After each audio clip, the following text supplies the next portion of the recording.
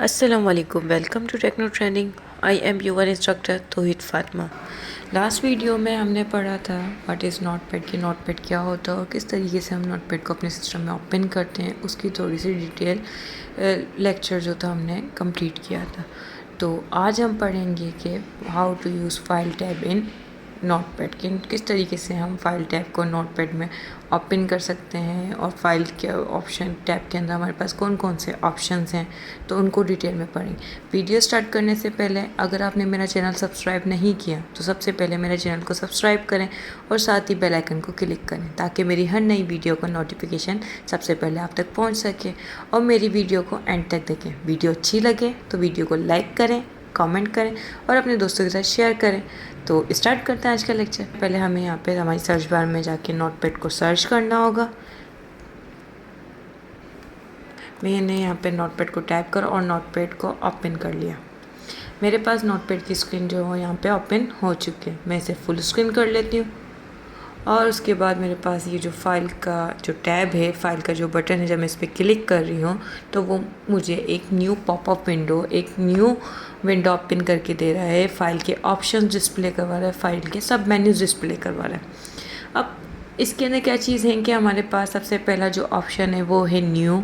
New means कोई भी आपको नाम से पता चला न्यू, मतलब कि अगर मुझे इसका न्यू पेज चाहिए, जैसे मैं इस पर क्लिक करूँगी तो वो मेरा जो फाइल का जो बटन है उस पर जैसे मैंने न्यू करा तो वो क्या हुआ, मेरा जो नोटपैड है उसकी न्यू फाइल ओपन हो गई। पर आप लोग ये देख रहे होंगे कि अभी हमें पता नहीं चल रहा है कि क्या मेरी जो फ़ाइल है वो वाकई में चेंज हुई भी है या नहीं, क्योंकि अभी मेरे पास जो फ़ाइल है ब्लैंक है। मतलब जो मेरा पेज है वो बिल्कुल ब्लैंक है, मैंने उस पर कोई वर्क नहीं किया हुआ। तो इसलिए अगर वो न्यू भी हो रही है तो हमें कोई अपडेशन पता नहीं चले। लेकिन फॉर सपोज़ अगर मैं इसके ऊपर कुछ भी अपने हिसाब से टाइप कर लेती हूँ और अब मैं यहाँ पे फाइल के बटन पे जब क्लिक करती हूँ, न्यू करती हूँ, तो वो मुझे ऑप्शन दे रहा है, do you want to save changes to untitled, means क्या मैं चाह रही हूँ कि सेव करना अब इस फाइल को। तो अगर मुझे ये फ़ाइल सेव करनी है तो मैं इसे सेव करूँगी और अगर मुझे इसको सेव नहीं करनी तो डोंट सेव करूँगी। लेकिन अगर मुझे इसके अंदर ही वर्किंग करनी है तो मैं इसे कैंसिल कर दूँगी या क्लोज़ कर दूँगी। लेकिन मुझे इसको डोंट सेव करना है, मीन्स कि मुझे इसकी कोई भी फ़ाइल को सेव नहीं करना। डोंट सेव करा तो वो मेरी जो फ़ाइल है वो न्यू हो जाएगी। तो ये चीज़ क्लियर हो चुकी है कि हमारी जो फ़ाइल है वो यहाँ पे न्यू किस तरीके से होती है, कि मीन्स अगर आपके फ़ाइल के अंदर आपका जो पेज है बिल्कुल ब्लैंक है और आपने उसमें कोई काम नहीं किया हुआ, अगर आप न्यू कर रहे हैं तो आपको वो डिस्प्ले नहीं होगा कि आपकी जो पेज है वो डिस्प्ले न्यू हो रहा है या नहीं हो रहा, क्योंकि वो ऑलरेडी ब्लैंक है तो इसलिए वो प्रॉपर्टी वर्क कर रही है। ठीक है। लेकिन अगर आपने कोई काम किया हुआ है और आपकी फ़ाइल सेव नहीं है तो वो आपसे पूछेगा कि आपको क्या फाइल सेव करनी है या इस फाइल पे वर्किंग करनी है या इसको सेव नहीं करना, उसके बाद ही वो न्यू करेगा। ठीक है। अच्छा जी, न्यू का जो हमारे पास एक शॉर्टकट की होती है, शॉर्टकट की हमारे पास क्या होते हैं कि मीन्स अगर हम माउस के थ्रू वर्किंग नहीं करना चाह रहे तो हमारे पास कीबोर्ड के हम लोग कीज़ के थ्रू वर्किंग करना चाह रहे हैं तो हमारे पास जो न्यू की जो शॉर्टकट की होती है वो होती है कंट्रोल की के साथ आप जैसे ही एन प्रेस करेंगे तो हमारी जो पेज है वो न्यू हो जाएगा। जैसे फॉर सपोज मैंने कुछ टाइप किया और मैं कंट्रोल एन कर रही हूँ तो वो दोबारा से मुझे वही विंडो ओपन करे कि क्या मुझे फ़ाइल सेव करनी है या नहीं। मैंने डोंट सेव करा और उसके बाद उसने मुझे ब्लैंक पेज शो करवा दिया। तो इस तरीके से हम इसको न्यू कर सकते हैं। तो इसी तरीके से दोबारा फाइल पे क्लिक करते हैं। अब न्यू विंडो मतलब कि अगर मुझे इसकी न्यू विंडो ओपन करनी, जैसे मैं इस पर क्लिक करूँगी तो मेरी जो सिस्टम है, जो मेरी फ़ाइल है, इसका क्या कर रहा है, एक और न्यू विंडो ओपन करके दे रहा है। और मैं इसके अंदर भी अगर कुछ टाइप वगैरह करना चाहूँ, वर्किंग करना चाहूँ तो वो आपके सामने यहाँ पे डिस्प्ले हो रहा है। ये भी मेरी फ़ाइल वगैरह एक इसकी न्यू विंडो ओपन करके दे रहा है। इसको भी मैं यहाँ से कट कर देती हूँ, डोंट सेव कर देती हूँ। दोबारा से मैं इसके ऊपर क्लिक कर रही हूँ, न्यू विंडो पे जाएंगे तो आप किस तरीके से आप देख सकते हैं कि जैसे कि न्यू की जो हमारे पास शॉर्टकट की है, अगर हम पेज को न्यू करें तो हम कंट्रोल के साथ एन प्रेस करेंगे। आपका जो सब मेन्यू, आपके जो मेन्यूज़ हैं, ऑप्शंस हैं, उनके राइट साइड के ऊपर आपको डिस्प्ले हो रहा है कंट्रोल प्लस एन, मतलब प्लस कंट्रोल मतलब कंट्रोल की प्लस मतलब कि आपको इसके साथ कोई चीज़ ऐड करनी है। एन मतलब एंड जो हमारे पास सिस्टम की हमारे जो कीबोर्ड की है उसको प्रेस करना है। प्लस जो है इन दोनों को ज्वाइन कर रहा है कि मतलब कंट्रोल की के साथ आपको प्रेस करना है एन। आप दोनों को साथ प्रेस करेंगे तब जाके आपकी वो प्रॉपर्टी शो हो जाएगी। इसी तरीके से अब ये न्यू विंडो है, तो न्यू विंडो के अंदर आपके पास क्या ऑप्शन है, control plus shift plus N. मतलब आपको कंट्रोल की के साथ शिफ्ट की प्रेस करनी है और उसके साथ एन प्रेस करना है, तब जाके आपकी न्यू विंडो ओपन होगी। तो कंट्रोल शिफ्ट और एन प्रेस करेंगे तो आपकी न्यू विंडो ओपन होगी। जस्ट लाइक अगर मैं यहाँ पे प्रेस करती हूँ तो मैंने जैसे ही शॉर्टकट की प्रेस करी तो मेरी न्यू विंडो ओपन हो चुकी है। तो मैं यहाँ से इसे क्लोज कर देती हूँ। उसके बाद दोबारा से हम यहाँ पे फाइल के टैब के ऊपर क्लिक करते हैं और हमारे पास अब ओपन है। ओपन मतलब कि अगर मुझे कोई भी फाइल, फॉर सपोज मेरी कोई ऑलरेडी फाइल बनी हुई है, मैं उसको ही यूटिलाइज़ करना चाह रही हूँ, उसको यूज़ करना चाह रही हूँ, तो मैं उसको ओपन कर सकती हूँ। मतलब कि जैसे ही मैं इस पर ओपन पे क्लिक करूँगी तो मेरे सिस्टम की जो विंडो है वो मेरे पास यहाँ पे डिस्प्ले हो जाएगी। अब जिस फोल्डर के अंदर मुझे जाना है, जिस पाथ के ऊपर मुझे मूव करना है, तो वो मैं यहाँ से मूव कर सकती हूँ। ये आपके पास मेरे जो ऑप्शंस फोल्डर्स हैं वो आपके यहाँ पे डिस्प्ले हो रहे हैं और ये जो फोल्डर सेलेक्ट है वो ओपन है। अभी मेरा जो फोल्डर है वो डेस्कटॉप सेलेक्ट है और डेस्कटॉप के अंदर जो भी चीज़ें मेरी यहाँ पे डिस्प्ले होंगी वो आपको यहाँ पे डिस्प्ले हो जाएंगी। तो इस तरीके से आप उसको ओपन कर सकते हैं। आप यहाँ पे कोई भी फाइल को सेलेक्ट करेंगे, उसके बाद इसको ओपन करेंगे तो वो फाइल आपकी ओपन हो जाएगी। इसलिए मैं यहाँ से इसको क्लोज कर देती हूँ। और ओपन की शॉर्टकट की होती है हमारे पास कंट्रोल के साथ आपने ओ प्रेस करेंगे तब भी आपकी ये न्यू विंडो ओपन हो जाएगी। दोबारा से फाइल पे क्लिक करते हैं और उसके बाद हमारे पास आता है सेव और सेव एज। अगर देखा जाए कि सेव और सेव एज में क्या डिफरेंस है, सबसे पहले अगर फॉर सपोज कि मैं यहाँ पे कोई भी काम करती हूँ, मैंने XYZ कुछ भी अपने हिसाब से डमी डेटा यहाँ पे टाइप कर लिया। अब उसके बाद अगर मैं इसको सेव करती हूँ तो मुझे क्या होगा कि मेरी जो फाइल है, फॉर सपोज मैं फाइल पे जाऊँगी और इसको कर दूँगी जस्ट सेव। तो जैसे ही मैंने इस पर सेव कर दूँ उसने मुझे क्या करा कि सिस्टम ने मुझे एक न्यू विंडो ओपन करके दिया और उसके बाद जहाँ पे मुझे इस फाइल को सेव करना है मैं यहाँ पे इसको कोई भी नाम असाइन करूँगी। मैंने दिया इसको टेस्ट और उसके बाद जस्ट मैंने कर दिया सेव, तो वो फाइल मेरी सेव हो चुकी है। लेकिन अब इसके अंदर मैं फॉर सपोज कुछ और काम वर्किंग कर रही हूँ, टैक्स वगैरह, तो मैंने इसको कर दिया दोबारा से सेव। तो सेव की जो शॉर्टकट की होती है सबसे पहले होती है हमारे पास कंट्रोल के साथ एस। जैसे ही मैं कंट्रोल एस कर रही हूँ तो वो ऑलरेडी अब मेरी जो फाइल है वो सेव हो गई। अब आप लोग ये चीज़ नोट कर रहे हैं कि जब मैंने फर्स्ट टाइम जब सेव करा था तो उसने मुझे न्यू एक विंडो ओपन करके दी थी, मुझे एक पाथ शो करना था कि कहाँ पे मुझे उस फाइल को सेव करना है। तो अब जब मैंने दोबारा वर्किंग करी है तो उसने मुझे कोई पाथ वगैरह नहीं दिया और जस्ट सेव हो चुकी है। वो क्यों? क्योंकि देखें कि सबसे पहले जो हमारी फाइल है, मीन्स कि आप इसकी एग्जांपल अगर इस तरीके से मैं आपको दूं कि फॉर सपोज़ कि अगर हमारा कोई भी घर, हम अगर प्लॉट है, प्लॉट अगर मैं ले रही हूँ, फर्स्ट टाइम पे मैंने प्लॉट को ले लिया, ठीक है। प्लॉट मेरी क्या है, लोकेशन जो है मेरे प्लॉट जो है वो मैंने परचेज़ की फर्स्ट टाइम पे। उसके बाद सेकंड टाइम अब अगर मैं उसके अंदर कोई घर बना रही हूँ तो वो उस जगह पे बना रही हूँ। उसके अंदर अगर मैं घर के अंदर अब बाद में कुछ अपडेशन कर रही हूँ तो वो उसी जगह के ऊपर हो रहा है, उसकी लोकेशन चेंज नहीं हो रही। लेकिन जब फर्स्ट टाइम जब मैंने घर बनाया था तो घर बनाने के लिए मुझे लोकेशन रिक्वायर्ड थी कि मुझे कहाँ पे उस घर को एक्सेस करना है, एक्सेस उसकी लोकेशन होनी चाहिए, कहाँ पे उसकी मुझे वर्किंग करवानी है। तो फर्स्ट टाइम पे मुझे उस पाथ की ज़रूरत थी। पाथ क्या होता है? हमारा लोकेशन होता है, हमारा आप ये कह सकते हो एरिया होता है कि मुझे किस डायरेक्शन में फ़्लो करना है, किस डायरेक्शन में मुझे वर्किंग करनी है।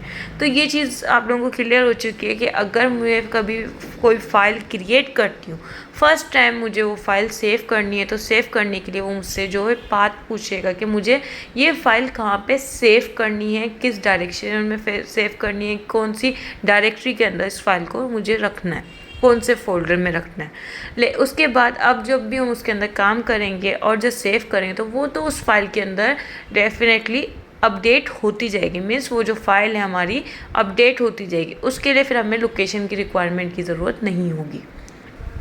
अब इसके बाद यहाँ पे क्या चीज़ आ रही है कि मैं दोबारा से कुछ और काम करती हूँ और उसके बाद यहाँ पे फाइल के ऊपर आने के बाद मैं यहाँ पे कर देती हूँ सेव एज। अब जो सेव एज का ऑप्शन है, मैं जैसे इसके ऊपर यहाँ पे क्लिक कर रही हूँ तो उसने मुझे दोबारा से एक विंडो ओपन करके डिस्प्ले करवा दी है कि अब वो मुझसे पूछ रहा है कि जो मेरी फ़ाइल है टेस्ट, अभी आपको यहाँ पे डिस्प्ले हो रहा है कि जो टेस्ट फाइल है मेरी ऑलरेडी यहाँ पे बनी हुई है।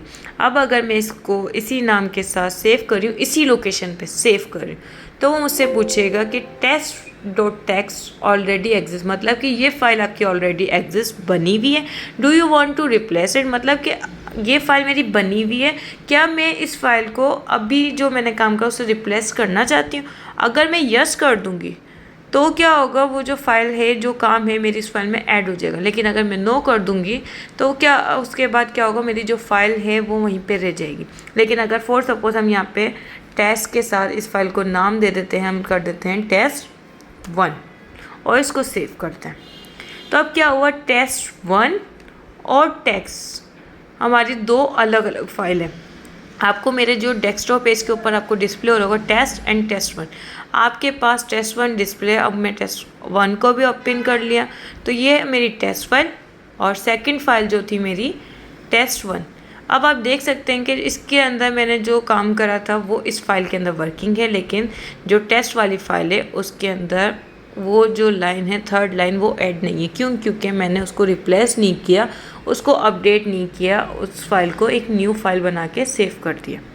लेकिन अगर मैं चाह रही हूँ कि मैं इसी फाइल के अंदर वर्किंग करना चाह रही हूँ, कुछ और काम वगैरह, और इसे सेव करती हूँ, तो अब इस फाइल के अंदर मेरा ये काम सेव हो गया।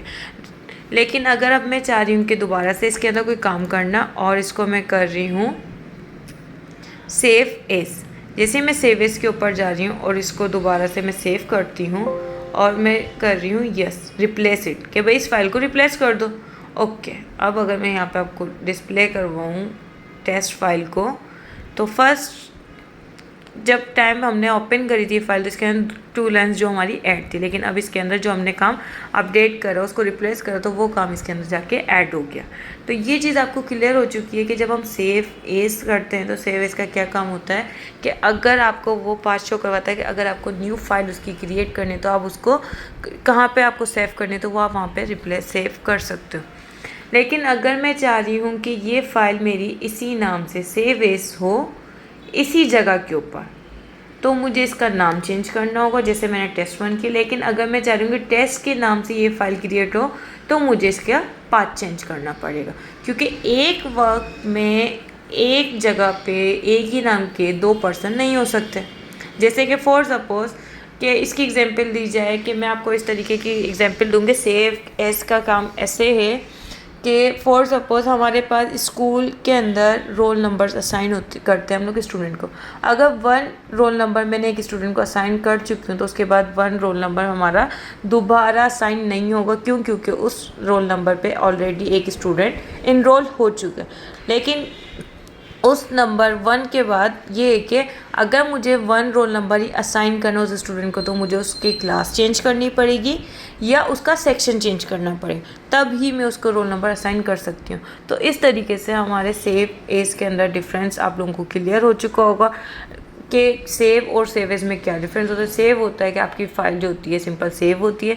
सेव एस का काम भी वही चीज़ होती है कि मतलब कि अगर आप उसके अंदर कोई काम कर रहे हो, उसको सेव कहाँ करना चाह रहे हो, अगर आपको लगता है कि आप इस फाइल के कहीं और सेव करना चाह रहे हो किसी और नाम से, उस नाम से, तो आप उस लोकेशन वगैरह को चेंज कर सकते हो। तो ये सेव और सेव एस के अंदर हमारा थोड़ा सा डिफरेंस था। उसके बाद सेव एस की भी आपके पास शॉर्टकट की है control shift S. Control S for save, control shift S, मतलब सेव एस के लिए आपको 3 चीज़ें प्रेस करनी होंगी, कंट्रोल शिफ्ट और सेव एस। जैसे ही आप करोगे तो आपके पास ये विंडो ओपन हो जाएगी।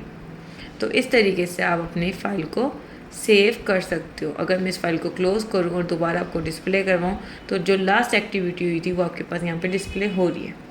इसी तरीके से हम फाइल के बटन पे दोबारा जाते हैं। उसके बाद आता है हमारे पास पेज सेटअप। पेज सेटअप आपको नाम से ही पता चल रहा है पेज के से रिलेटेड प्रॉपर्टी। जैसे हम पेज सेटअप पे जाते हैं तो हमारे पास एक न्यू विंडो ओपन होती है। तो आपके पास ये न्यू विंडो ओपन हो चुकी है। इसके अंदर आपके पास पेज सेटअप से रिलेटेड कुछ प्रॉपर्टीज़ आपको यहाँ पे डिस्प्ले हो रही हैं। तो अब इसके अंदर आपके पास क्या है, सबसे पहले पेपर। पेपर मीन्स कि आपका किस टाइप का पेपर है, A4, A3, लीगल, लेटर, ये आपके पास कुछ पेपर्स होते हैं जो बाय हम लोग ज़्यादातर यूज़ किए जाते हैं, वो होता है A4। उसके बाद आपके पास जो है आपके पास ओरिएंटेशन होती है। आपके 2 टाइप्स की हमारे पास ओरिएंटेशन होती है, एक होती है पोर्ट्रेट, एक होती है लैंडस्केप। पोर्ट्रेट आपके पास आपकी जिसके अंदर हाइट होती है। लैंडस्केप मतलब आपका जो पेज होता है वेट के अंदर चौड़ाई होता है, मतलब जिसकी चौड़ाई ज़्यादा होती है तो उसे कहते हैं लैंडस्केप, और जिसकी हाइट हो उसे कहते हैं हम पोर्ट्रेट। तो ये 2 टाइप्स की हमारे पास ओरिएंटेशन होती है। उसी के साथ हमारे पास होता है मार्जिन। तो मार्जिन क्या करता है कि आप किस पेज के और स्क्रीन के बीच में जो डिफरेंस होता है उसे कहते हैं मार्जिन, मतलब कि किस हिसाब से आपके पेज को टॉप से कितना मूव करवाना है, बॉटम से कितना करवाना है, राइट से कितना, तो ये आप यहाँ से कर सकते हैं। फॉर सपोज अगर मैं मार्जिन को इंक्रीज़ करती हूँ 1 करती हूँ तो आप ये देख सकते हैं कि लेफ़्ट से मेरा जो मार्जिन है वो कितना मूव हो चुका है। अगर मैं 2 करती हूँ तो ये कितना मूव हो रहा है आपका दिख रहा है। तो ये है कि मैं दोबारा से इसको 0.75 कर देती हूँ, उसकी बाय डिफ़ॉल्ट जो प्रॉपर्टीज़ हैं। इसी तरीके से आप टॉप राइट बॉटम इसको यहाँ से सेट कर सकते हैं। हेडर क्या होता है? हेडर होता है आपका टॉप वाला सेक्शन, फुटर होता है आपके पास बॉटम वाला सेक्शन। अब आपको यहाँ पे दिख रहा होगा डिस्प्ले राइट साइड के ऊपर कि प्रीव्यू। अब प्रीव्यू क्या होता है? प्रीव्यू होता है कि मीन्स अगर हमें कोई चीज़ का प्रिंट निकालना है उससे पहले हमें अपने पेज की प्रॉपर्टीज़ देखनी कि हमारा पेज किस तरीके से प्रिंट निकलेगा, हमारा लेआउट सही है या नहीं। तो उसके लिए हम पहले प्रीव्यू करते हैं कि प्रीव्यू मतलब हमें को फाइनल आउटपुट से पहले एक डिस्प्ले करवाना, उसे कहते हैं हम प्रीव्यू। इसे हम ओके कर देते हैं। दोबारा से हम फाइल के बटन पे जाते हैं और उसके बाद हम प्रिंट पे जैसे जाते हैं। प्रिंट के ऊपर जब मैं क्लिक करती हूँ तो मेरे पास एक प्रिंट की प्रॉपर्टी ओपन हो जाती है, विंडो ओपन हो रही है। यहाँ पे आपको प्रिंटर बता रहा है कि आपको कौन सा प्रिंटर है, स्टेटस बता रहा है कि क्या आपका रेडी है या नहीं है। तो उससे रिलेटेड प्रॉपर्टी ये पेज रेंज, मतलब कि आपको सारे पेजेस चाहिए, सिलेक्शन मतलब करंट पेज वगैरह चाहिए, या पेजेस कौन कौन से चाहिए। नंबर ऑफ़ कॉपीज़ के आपको 1 चाहिए, 2 चाहिए, 3 चाहिए, जितने आपको कॉपीज़ चाहिए वो आप ले सकते हैं। उसके बाद जैसे आप प्रिंट करेंगे तो आपके जो पेज है वो अप्लाई हो जाएगा। लेकिन अगर मेरे पास अभी कोई प्रिंटर कनेक्ट नहीं है तो इसलिए मैं इसको यहाँ से कैंसिल कर देती हूँ। और प्रिंटर की जो शॉर्टकट की होती है आपकी कंट्रोल के साथ, आप जैसे P प्रेस करोगे तब भी आपके पास ये विंडो ओपन हो जाएगी। इसी के साथ फाइल के टैब के अंदर हमारे पास लास्ट ऑप्शन है एग्ज़िट। एग्ज़िट मतलब कि आपका जो प्रोग्राम है वो क्लोज़ हो जाए। तो इस तरीके से आज हमने पढ़ा कि फ़ाइल जो बटन है किस तरीके से हम यूज़ कर सकते हैं। नोटपैड के अंदर उसके ऑप्शंस पढ़े कि उसके अंदर कौन कौन से ऑप्शन है, किस तरीके से उनके प्रॉपर्टीज़ वर्किंग होती है, और उनके शॉर्टकट कीज़ देखिए। आई होप आज का लेक्चर भी आपको मेरा अच्छा लगा होगा। अगर मेरी वीडियो अच्छी लगी है तो प्लीज़ मेरी वीडियो को लाइक करें, कमेंट करें, अपने दोस्तों के साथ शेयर करें, और साथ ही मेरे चैनल को सब्सक्राइब करें, साथ ही बेल आइकन को क्लिक करें ताकि मेरी हर नई वीडियो का नोटिफिकेशन सबसे पहले आप तक पहुंच सकें। तो अपना ख्याल रखें, स्टे हेल्दी, स्टे सेफ, अल्लाह हाफिज़।